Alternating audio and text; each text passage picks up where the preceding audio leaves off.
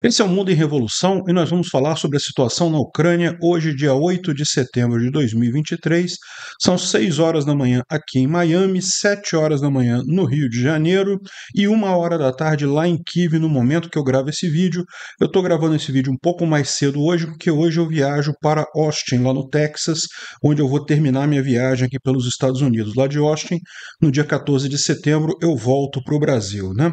Bom, falando sobre o caso aqui da Ucrânia, houve mais um ataque russo ontem aqui aos portos no sul da Ucrânia. A maior parte dos drones Shahid foi derrubados, mas ainda teve algum dano acontecendo por aqui, né? Também teve um ataque russo aqui em Kryvyi Rih, num prédio administrativo da cidade, que acabou tendo muita gente ferida aqui. Mais um caso de terrorismo russo aqui, que já é tão normal nessa guerra, né? Na linha de frente, os ucranianos continuam avançando aqui na região de Orihivy. É um avanço lento, mas é um avanço constante, né? Ou seja, já tem gente dizendo que até o final do ano os ucranianos conseguem vazar toda a defesa russa aqui na região. E lembra, passando essa defesa principal russa aqui, não tem mais nada para baixo, não. Os ucranianos é só chegar e avançar sem problema nenhum, né? Então, é uma perspectiva boa. Vamos ver se os ucranianos conseguem manter esse ritmo de avanço pequeno, mas constante aqui, né? Tivemos também informação de que os russos tentaram um contra-ataque aqui na região de Pripyat. Pripyat está aqui, essa região aqui, a nordeste de Pripyat, os ucranianos retomaram faz pouco tempo e os russos fizeram um contra-ataque tentando tomar de volta essa região aqui. A gente ainda não sabe se tiveram sucesso ou não, né? Isso ainda está acontecendo neste momento. Em Novomayorsk, os ucranianos continuam avançando, ou seja, na linha de frente continua o avanço lento, mas constante dos ucranianos aqui. Agora, sem dúvida nenhuma, a grande notícia do dia de ontem foi a entrevista ou a revelação pelo Elon Musk de que ele teria impedido um ataque ao porto de Sevastopol. No ano passado, os ucranianos tinham planejado um grande ataque ao porto de Sevastopol, feito com drones marinhos, e na última hora o Elon Musk teria cortado o sinal da Starlink, impedindo este ataque, né? Vamos tentar entender o que está acontecendo com essa história do Elon Musk, porque ele foi, primeiro, crucial para a Ucrânia, né? Ajudou muito a Ucrânia com a Starlink. No início da guerra, a Rússia conseguiu interromper toda a comunicação de internet da Ucrânia.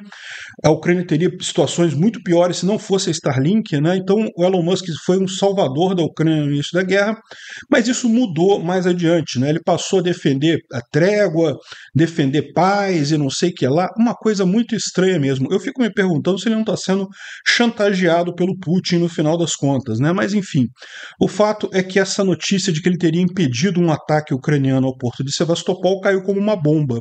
Muita gente acusando ele de traidor e muita gente querendo estatizar a Starlink, você acredita? Muita gente está pedindo isso.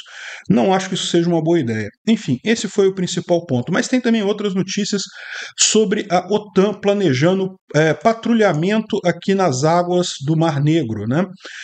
A OTAN tem vários países da OTAN aqui, a Turquia faz parte da OTAN. Desculpa, aqui é o Mar de Azov, né? O Mar Negro aqui. A Turquia faz parte da OTAN, a Bulgária, a Romênia. Então tem vários países da OTAN aqui e a OTAN pode ter uma tropazinha aqui, uma frotazinha aqui para patrulhar o Mar Negro. Mas certamente esse tipo de iniciativa serviria para garantir o trânsito de navios de Odessa aqui no corredor de grãos. Uma continuidade do corredor de grãos sem a participação russa, né? Vamos falar sobre esses e outros assuntos em detalhes. Essas notícias foram sugeridas por um monte de gente lá no @ancapsubot. Eu agradeço a todo mundo que sugeriu, mas vocês sabem, eu estou sem o meu sistema aqui, eu não consigo acreditar as pessoas adequadamente. De qualquer forma, muito obrigado a todos que sugeriram e obrigado também a você que está assistindo o nosso vídeo. Se você gosta do nosso conteúdo, por favor, deixe o seu like e se inscreva aqui no canal, né? Pois bem, tivemos mais uma noite cheia de ataques lá na região ali dos portos aqui no sul da Ucrânia, né? A Ucrânia tem usado esses portos aqui no Rio Danúbio para exportar grãos sem grandes problemas. Os russos têm ficado chateados com isso e têm feito ataques constantes ali, né? Esse vídeo aqui mostra um Gepard, né, uma defesa antiaérea alemã que está sendo usada pela Ucrânia, destruindo aqui, derrubando um drone Shahed 136 aqui nessa região, né? Não foi só nessa região, também teve um ataque a um prédio administrativo na cidade de Kryvyi Kryvyi Rih. Kryvyi Rih fica bem aqui no centro da Ucrânia, é a cidade natal do Zelensky, o Zelensky nasceu aqui, e é uma cidade que chegou a ser ameaçada em determinado momento, né? Os russos chegaram aqui, estavam avançando em direção a Kryvyi Rih, mas não conseguiram avançar, e depois a contraofensiva ucraniana liberou toda essa margem aqui direita de Kherson, né? Enfim, nessa cidade aqui, houve um ataque a um prédio administrativo, parece que uma pessoa morreu, aqui 9 estavam feridos, mas depois já tem atualização aqui, foram 25 feridos. Então, uma pessoa morreu e 25 pessoas estão feridas com mais esse ataque brutal russo ali, né? No total, no dia de ontem, os russos usaram 20 drones Shahid, que foram lançados na região de Odessa, 16 deles foram derrubados, mas 4 ainda conseguiram atingir algum elemento ali, né? Bom, os ucranianos também conseguiram alguma coisa. Olha só, um grande incêndio aconteceu aqui na parte leste de Moscou, com muita detonação, e parece que isso aqui é no serviço de alfândega. Não dá para saber se isso daqui foi um drone, se foi sabotagem ou se foi um acidente. Pode ter sido um acidente também, mas mais uma grande explosão ali em Moscou. Realmente impressionante esse fogo aqui, ó. Na verdade, o pessoal reportou múltiplas explosões nesse prédio do serviço de alfândega lá em Moscou, né? Além disso, teve um outro ponto lá em Moscou, que é a Salyut Plant, uma planta de produção de químicos ali, né, que fabrica equipamento militar, inclusive, pegou fogo, e o pessoal está até lembrando um problema aqui, né? Parece que o fogo começou no laboratório onde é armazenado o sódio, né? Sódio, vocês sabem, é um metal alcalino que junto com o cloro forma o NaCl, forma o sal de cozinha, né? Mas é um metal muito reativo. Quando o sódio está sozinho, ele é um metal muito reativo, e principalmente ele explode-se em contato com a água. E se você olhar a imagem aqui, o pessoal está até chamando atenção aqui, né? Estão fazendo alguma coisa errada nessa prevenção de incêndio aqui. Se você tem um incêndio numa instalação que tem sódio, a última coisa que você deve usar para combater esse incêndio é água, né? Enfim, a gente não sabe o que está acontecendo aqui, pode ser que a própria água esteja causando esse incêndio enorme aqui. Enfim, mas o importante é isso, né? Mais uma planta de equipamentos militares lá em Moscou que está pegando fogo, né? E além dessas duas explosões em Moscou, a gente teve também um ataque, dessa vez é um ataque por drone confirmado, na planta de Kremny. Kremny é uma indústria de microeletrônicos que fica na região de Briansk, na cidade de Briansk. Foi atingida por drones ucranianos. Briansk fica mais perto aqui, né? Briansk é justamente nessa região mais ao norte aqui da Ucrânia, e gerou aqui uma grande nuvem aqui nessa região aqui, tá vendo? Dá para ver o prédio da fábrica aqui, e a coisa toda pegando fogo, né? Microeletrônicos são muito importantes. A Rússia não tem tanta capacidade de produção de microeletrônicos assim, então se a Ucrânia conseguir de fato interromper a produção desses chips nessa fábrica ali em Briansk, que é a principal deles, isso pode causar danos significativos ao esforço de guerra russo, né? Aqui, ó, segundo eles estão dizendo aqui, um drone ucraniano atingiu a Kremny EL, a planta de microeletrônicos em Briansk. É uma das maiores fábricas de microeletrônicos, e 97% das suas vendas são para o exército russo, né? Ou seja, realmente um alvo legítimo militar aqui nesse caso. Bom, além disso, além desses ataques todos, teve também ataque em Kursk, né? Aqui só dá para ouvir o barulho, não dá para ver nada. Eu vou tocar para vocês.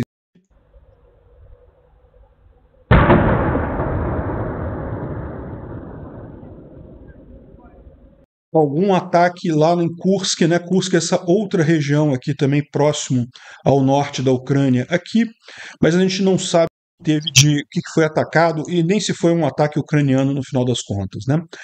Agora, aqui voltando para a área ocupada da Ucrânia, né? A área ocupada ilegalmente pelos russos na Ucrânia, houve um equipamento que eles estão dando o nome de Predel E, mas que ninguém tem certeza, na verdade, que seria um equipamento de radar experimental dos russos. Os russos estariam testando uma tecnologia nova ali na Ucrânia, justamente naquela região aqui de Kherson, nessa região aqui, ó, acho que é aqui que é exatamente o ponto aqui, ó.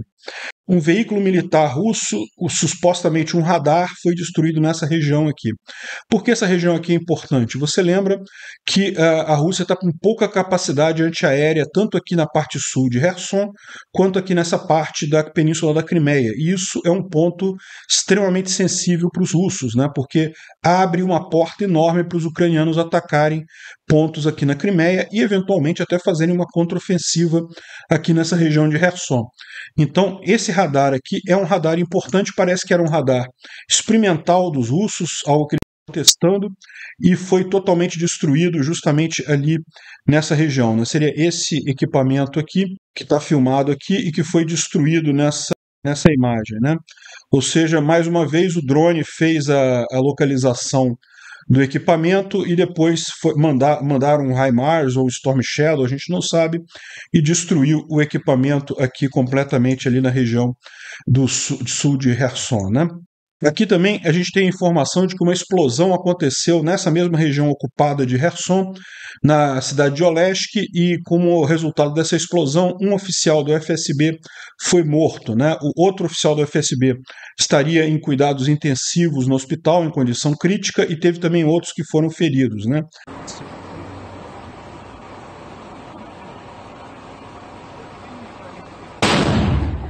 Deu para ver ali a gravação até o momento da explosão ali no carro, né? Provavelmente isso aqui foi alvo ou foi ação de partisãos ali na região. Os ucranianos têm infiltrado bastante gente ali. Tem muita gente que apoia a Ucrânia mesmo ali. E além disso, como está próximo da linha de frente, os ucranianos têm conseguido infiltrar muita gente ali, né? Bom, a gente sabe também de duas explosões muito grandes que aconteceram ali em Berdyansk, né? Berdyansk é essa cidade aqui no sul da Ucrânia, é uma cidade que é muito usada pelos russos como base militar aqui, justamente por estar longe ou relativamente longe da linha de frente, mas ontem ela foi atingida por Storm Shadows ou HIMARS, a gente não sabe, e justamente num lugar das estações ali de troca de equipamento, de transferência de material, e não se sabe o que foi ainda, mas sabemos que teve esse ataque ucraniano lá em Berdyansk ontem, né? Ou seja, como a gente fala, nem sempre, nem todo dia a gente tem muitas imagens de ataques na retaguarda, mas esses ataques acontecem todo dia na retaguarda russa aqui, justamente os ucranianos visando diminuir a capacidade russa de logística, de suprir as tropas aqui na linha de frente, né? E por falar em tropas em si, o Estado-Maior das Forças Armadas Ucranianas comunicou que continuam as operações ofensivas em Bakhmut e em Melitopol, e na direção de Melitopol continuaram os avanços pequenos, tiveram sucesso em áreas ao sul de Robotny e na direção de Bakhmut, ao sul da cidade de Bakhmut. Ou seja, mais uma vez a gente tem um avanço pequeno, não é nenhum avanço grande, mas continuam as tropas ucranianas avançando aqui, né? A gente tem mais informações de outros bloggers aqui, de outras pessoas que falam alguma coisa nisso daqui. Por exemplo, o Voices of the Army fala aqui que esse avanço ucraniano acontece apesar de outros dois regimentos do 76º, da 76ª Divisão dos VDV russos ter chegado ali na região. Ou seja, os russos estão trazendo reservas de toda a linha de frente para tentar conter esse avanço ucraniano aqui e não estão conseguindo. Mesmo chegando dois novos regimentos na região, os ucranianos ainda avançaram hoje, né? Eles foram colocados exatamente no meio da linha defensiva, entre o primeiro e o segundo ali na região, entre a primeira e segunda linha defensiva ali na região de Tokmak. Não apenas eles, a 44ª Divisão também chegou e já entrou em combate próximo de Verbov, né? A 104ª também é esperada de fazer isso. Os russos estão colocando tudo que eles podem aqui para parar a ofensiva ucraniana, e o impressionante é que continuam os ucranianos avançando, né? Bom, o Vigeste traz um monte de informações aqui mais detalhadas. A gente não tem confirmação oficial disso daqui, mas geralmente ele acerta, tá? Geralmente ele fala coisas que se confirmam depois. Então ele está dizendo aqui que a 118ª Brigada Mecanizada Ucraniana está fazendo ataques ao longo da estrada N8 na direção de Novofedorivka, a norte de Verbov. E de fato a gente tem aqui a informação de que os ucranianos estão avançando aqui a norte de Verbov. Novofedorivka é essa cidade aqui, a N8 é essa estrada que está passando aqui, ou seja, eles estão justamente nesse sentido fazendo ataques aqui na região, né? Ele complementa a informação aqui dizendo que o exército ucraniano está avançando ao norte de Verbov, já liberou cerca de 4 quilômetros quadrados ali ao longo da rodovia N8 e controla algumas alturas ali naquela região, a norte e noroeste de Verbov, né? Uma altura de cerca de 140 metros, não é uma altura muito grande, mas é alguma diferença de altura importante aqui, né? Em breve, toda Verbov vai estar sob fogo ucraniano, então excelente isso daí. E também Novopokrovka, ao norte da N8, também vai estar sob fogo direto ucraniano, né? Então, o que ele está falando, Novopokrovka é essa outra cidade aqui. Desculpa, não. Novopokrovka é aqui, Novofedorivka é aqui. Os ucranianos estão avançando justamente nesse ponto aqui, que é onde você tem alguma altura aqui importante para dominar ambas as cidades aqui, né? Mais um Telegram russo falando aqui que na situação de Robotnik, a situação continua a mesma, mas não seria ruim se trouxessem mais reservas da retaguarda e mais munição, né? Ou seja, estão reclamando de reservas e munição ali na região de Robotnik, o que é uma excelente notícia. Aqui o Defmon traz como ele acha que está a situação de Robotnik nesse momento. Os ucranianos continuam avançando de forma lenta, mas com progresso constante, apesar dos contra-ataques russos, né? Então dá para ver aqui que ele já coloca as trincheiras aqui ao sul de Robotnik no poder dos ucranianos, e os russos tentando fazer contra-ataques aqui a partir do oeste de Robotnik e também avançando aqui em direção nordeste de Novoprokopivka, né? Além do avanço maior que a gente já sabe aqui em direção a Verbov. O Pace Taiwan trouxe aqui a informação de que os partisãos ucranianos estão reportando uma diminuição do número de checkpoints em estradas no sul, né? Então, por exemplo, eles dão um exemplo aqui da estrada que liga Dnipriane, que é essa cidade aqui próximo do reservatório de Kakhovka, até Melitopol, né? Segundo eles, havia antes 18 pontos de controle aqui, 18 checkpoints nessa estrada aqui, e agora há só 3. Na saída de Dnipriane, na chegada de Melitopol e um outro no meio do caminho aqui, né? Ou seja, diminuiu muito o número de checkpoints, né? Checkpoint é uma coisa muito importante para você controlar a retaguarda. Os partisãos ucranianos, tendo menos checkpoints aqui, eles ficam muito mais livres para agir nessa região. Por que os russos diminuíram o número de checkpoints ali? Muito provavelmente pelo desespero de precisarem de tropas a qualquer custo, né? Um checkpoint ele implica em um determinado número de soldados ali cuidando do checkpoint, né? E não só um grupo, mas vários grupos. Você tem que ter o revezamento desses soldados, né?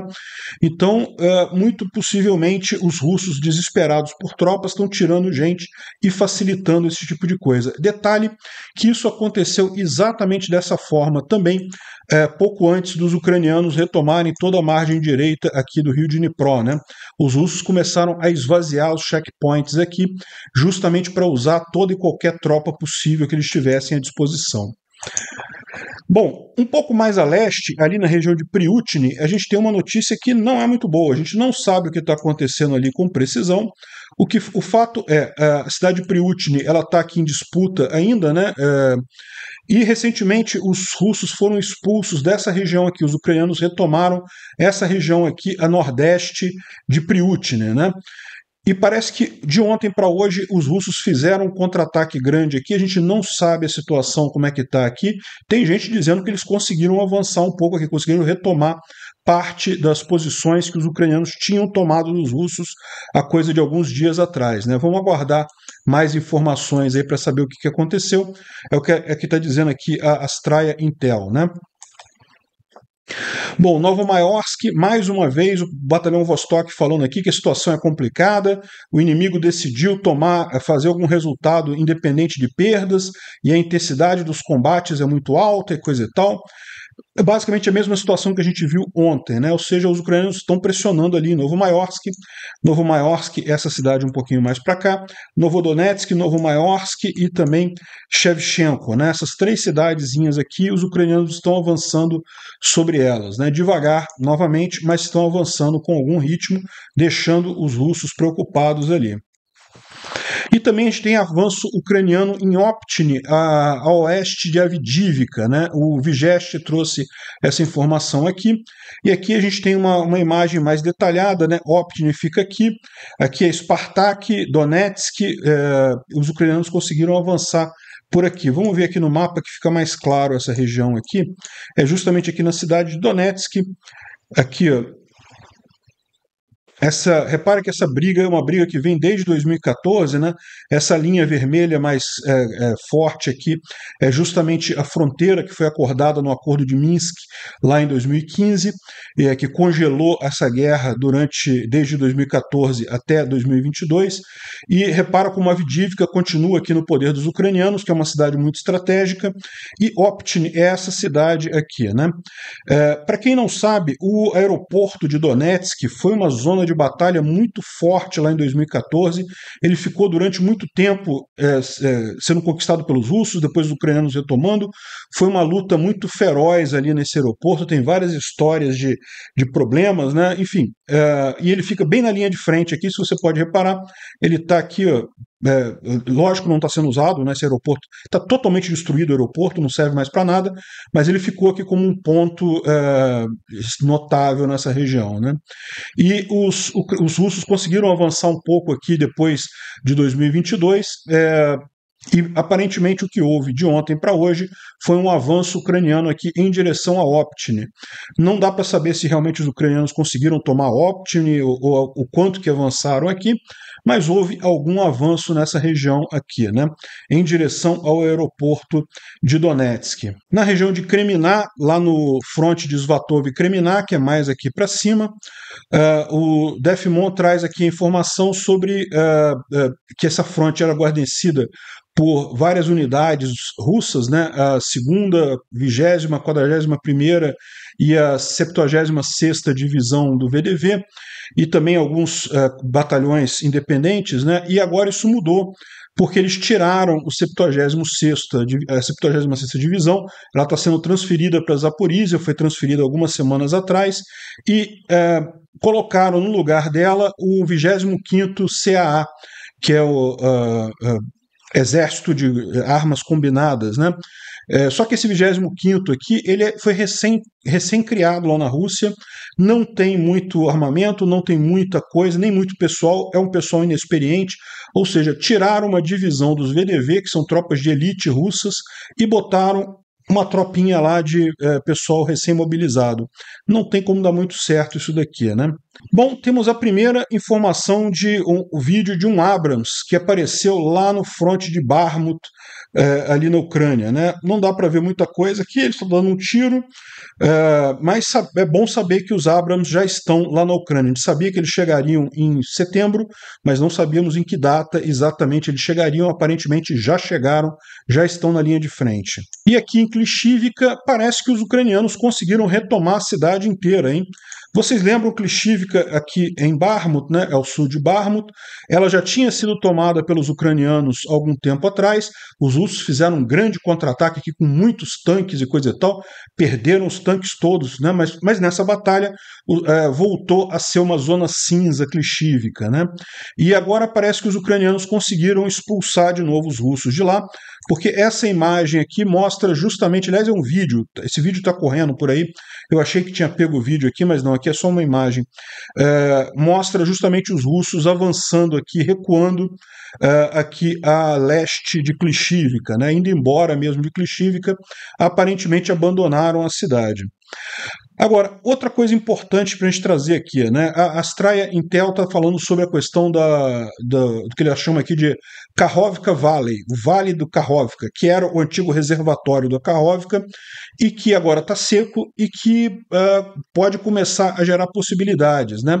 Então, ela está falando aqui que os russos estão falando aqui que as imagens de satélites ali do rio de Dnipro mostram que no reservatório de Kakhovka, particularmente na área sob controle dos russos, né, ali na região de Enerhodar e na região de Dniprovsk, à medida que o outono chega, existe uma chance de atividade de combate na região, uma vez que o que restou do rio pode congelar a um nível que permita que veículos atravessem ali, né? Então dá para ver que os russos estão preocupados com isso. Nesse momento já existem áreas em que o adversário pode atravessar o rio seco, né, com forças de automobilidade, como bugres, né? Mas isso é precisamente o caso na direção de Travia, que chamam também de fronte de Kherson.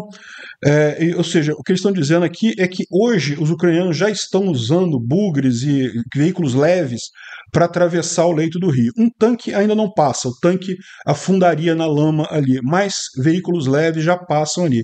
E a preocupação deles é que está chegando o outono, daqui a pouco tem o inverno e a coisa toda vai congelar, né? E aqui ainda tem um outro comentário deles falando sobre justamente o perigo desse setor, insuficiência de pessoal ali. Existe uma necessidade de você ter pelo menos N pessoas por quilômetro quadrado na linha de frente para você poder suprir qualquer ataque que surja ali na região de Kherson. E o fato é que não tem pessoas suficientes ali, principalmente na falta de uma barreira natural, que seria o rio, ou seja, quando congelar o rio no inverno, isso ia precisar de muito mais pessoas por quilômetro quadrado, e do jeito que está hoje já não é suficiente, e se acontecer de congelar o rio, vai ficar muito pior ainda, né? Ou seja, os russos estão antevendo um desastre nessa região aqui do reservatório de Kakhovka durante o inverno. Vamos torcer para que eles estejam certos. Ou seja, que os ucranianos consigam usar isso para fazer uma contraofensiva por aqui, atravessando o leito seco do reservatório de Nova Kakhovka, né? Isso aqui é um caso clássico de dilema do defensor que ele está fazendo. Repara como para os ucranianos que precisam avançar é muito mais fácil. Eles precisam só escolher um ponto e concentrar toda a sua força ali. Para os russos é mais difícil. Eles têm que botar, que estão defendendo uma área grande, eles têm que botar tropas em toda uma longa região esperando para ver aonde que os ucranianos vão atacar. Então é bem mais complicado para eles essa defesa aqui. Bom, o Instituto para o Estudo da Guerra falou aqui sobre esses avanços ucranianos. Ele não traz nenhuma grande notícia, ele fala aqui aquilo que a gente já mencionou, que o diretor de análises da defesa americana, o Trent Mall, disse que existe uma possibilidade realística das forças ucranianas quebrarem através de toda a defesa russa ali no sul da Ucrânia ao final de 2023. Enquanto a Ucrânia sugere que as posições defensivas russas, depois da primeira, são mais fracas do que a primeira, por isso que a Ucrânia está conseguindo avançar mais rápido agora, né? Ou seja, pode ser até mais rápido isso daí, né? Mas de qualquer forma não tem grandes novidades nisso daqui. A grande notícia de ontem foi uma biografia do Elon Musk que está sendo publicada e que a CNN teve acesso a isso daí e que falava sobre esse dilema do Elon Musk lá na Ucrânia, né? Ele perguntando como eu estou nessa guerra, né? Como é que eu entrei nessa guerra? E bom, para quem não lembra do início da guerra, né, os russos aproveitaram do fato de que a Ucrânia usava muito equipamento de comunicação da era soviética ainda, e eles conhecem muito bem esses equipamentos. Nos dias anteriores à invasão russa, houve um grande ataque hacker que destruiu boa parte da infraestrutura de comunicação ucraniana. Graças a isso, muito do avanço russo nos primeiros dias, né? Mas justamente logo no primeiro ou segundo dia da invasão russa, o pessoal da Ucrânia pediu ajuda ao Elon Musk, pediu para ativar a Starlink na Ucrânia e para eles terem essa comunicação. E, de fato, Elon Musk atendeu e meio que salvou a Ucrânia nesse caso, porque se a Rússia consegue manter o ritmo que ela colocou nos primeiros dias por mais, sei lá, um mês, ele realmente tomava o território todo da Ucrânia, né? Então, Elon Musk foi fundamental com a Starlink para dar essa defesa para a Ucrânia. Mas alguma coisa mudou no meio do caminho. Em determinado momento, houve ameaças, realmente, o Putin no primeiro momento ficou muito chateado com o Elon Musk, brigou, ameaçou, falou que ia matar, teve um monte de ameaças russas ao Elon Musk, né? Inclusive, ameaças de usar armas contra satélites para destruir os satélites da Starlink, não sei o que lá. Pois bem, só que aí morreu esse assunto. E aí, depois de um tempo, o Elon Musk voltou com um papo totalmente diferente. Se você vê o Elon Musk agora, se você vê as primeiras mensagens do Elon Musk na guerra, falando que não, é lógico, pô, a Ucrânia que tá certa, a Rússia invadiu um país, tem que impedir isso, não sei o que lá. O Elon Musk estava com um pensamento 100% certo no início da guerra. E depois ele mudou esse pensamento. Eu não sei o que aconteceu. Eu vejo duas possibilidades aí, né? Uma possibilidade é que ele foi ameaçado pelo Putin. Vocês sabem, embora o serviço secreto russo não seja tão bom quanto a antiga KGB, ainda tem um poder considerável, e o Musk, por mais que seja um homem muito rico e coisa e tal, ele está suscetível a ser ameaçado, né? Enfim, isso pode ser uma coisa. Realmente encontraram algum lugar, algum familiar dele, alguma pessoa, ou ameaçaram a vida dele próprio e ele mudou essa posição dele. A outra possibilidade que eu vejo é dinheiro, né? O Elon Musk meio que se encontrou com um problema na hora de comprar o Twitter, né? O Twitter, ele falou que ia comprar no momento que a bolsa estava em alta, mas logo depois disso a bolsa desabou, inclusive as ações da Tesla. Então, se ele resolvesse vender ações da Tesla para comprar do Twitter, ele teria um prejuízo enorme, tanto que ele tentou voltar atrás no negócio, quis desistir do negócio do Twitter, mas acabou que a justiça forçou ele a comprar o Twitter no final das contas pelo preço que ele tinha oferecido antes da queda das ações. E é o que eu falo para vocês, o pessoal tem essa impressão de que esses milionários têm muito dinheiro, e, bom, eles têm muito dinheiro, mas o dinheiro não fica disponível, não é como se ele tivesse 44 bilhões de dólares num cofre, que é só abrir o cofre, pegar o dinheiro e entregar, não é assim. Se ele vende as ações da Tesla, as ações da Tesla perdem valor. Se ele vende ações da SpaceX, as ações da SpaceX perdem valor. Então, é um dilema para esse pessoal conseguir dinheiro. Muito do dinheiro que eles usam é dinheiro emprestado, no final das contas, né? E não dá para descartar a possibilidade da Rússia ter oferecido esse dinheiro que ele precisava para comprar o Twitter, né? Então, uma dessas duas coisas aconteceu. Ou os russos ameaçaram Elon Musk ou compraram Elon Musk.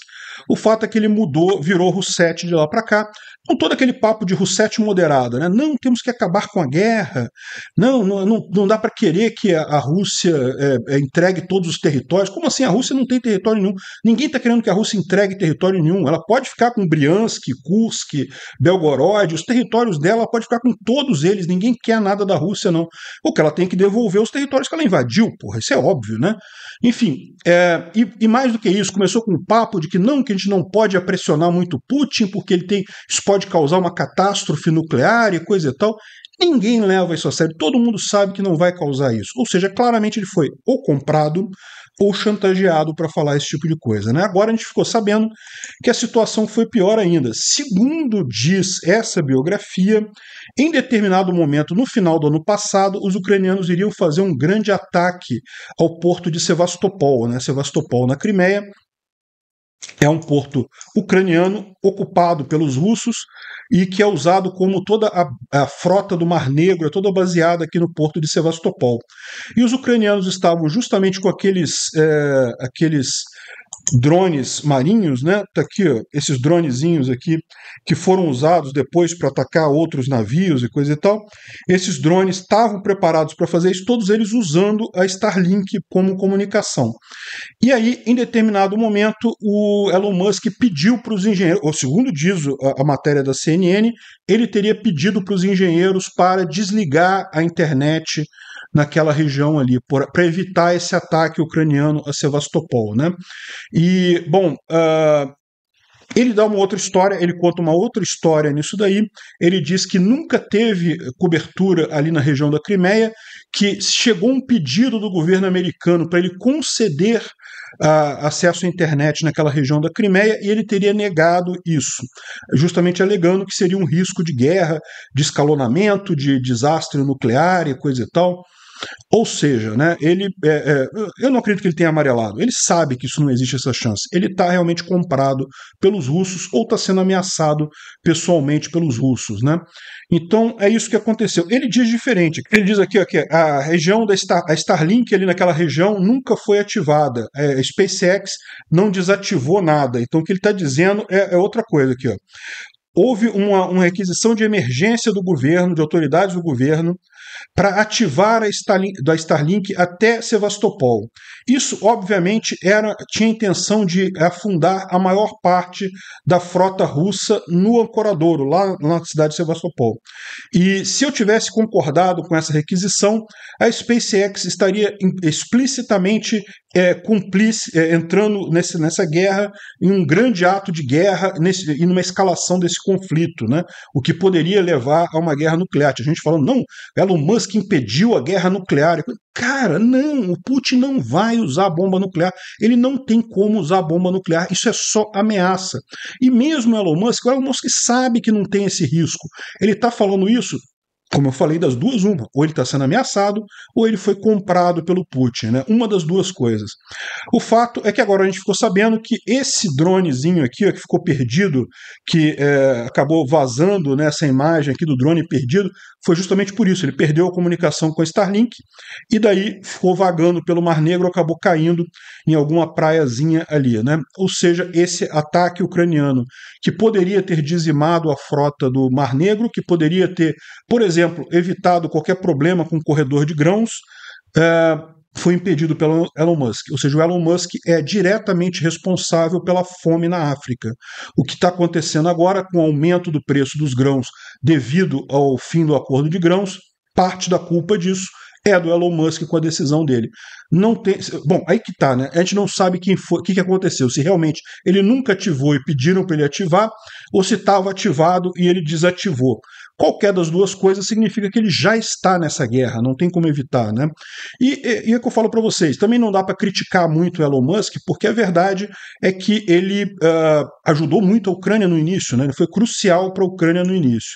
Enfim, não sabemos qual a verdade por isso daqui, mas é o que eu falo para vocês. A minha visão é essa: ou ele está sendo chantageado, ou ele foi comprado pelo Putin. E, bom, os Estados Unidos vão criar uma base militar na Finlândia, perto da fronteira russa, né? Para você ver como que o Putin realmente conseguiu fazer uma merda sem tamanho com essa invasão. Mas não é só isso, não. Olha só, a Força Aérea Britânica está vigiando os cargueiros transportando grãos ucranianos ali no Mar Negro, né?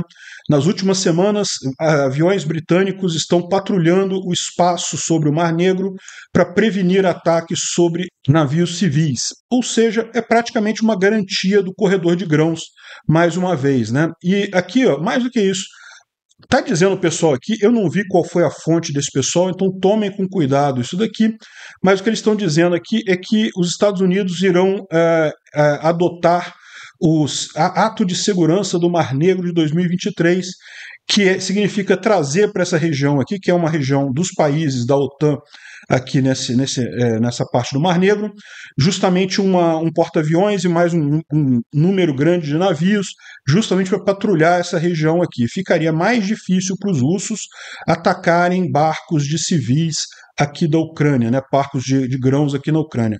Pode ser uma coisa muito positiva isso daqui, vamos aguardar. E finalmente foi lançado esse vídeo aqui, ó, esse aqui é a conta da CIA, ela lançou esse videozinho aqui, é todo em russo, então não adianta eu tocar ele aqui porque você não vai entender nada, mas eu vou tocar um pouquinho só para você ouvir. В отчетах это бессовестно, но по службе продвигались именно те, кто... E, bom, tem a tradução dele aqui com legendas em inglês e coisa e tal, e basicamente é um vídeo de recrutamento de burocratas russos insatisfeitos. Se você trabalha no governo russo e está insatisfeito com essa guerra do Putin e coisa e tal, existem meios de você colaborar com o Ocidente para uma saída adequada para você e para a maior parte da Rússia, né? Evidentemente não vai ser uma saída para o Putin, né? Enfim, ele falando aqui sobre a verdade, o fato de que não se acredita mais na verdade, que tudo é narrativa na Rússia, né? E em determinado momento ele fala de você contactar a CIA para participar desse processo. Interessante, muito bom para ver isso daí.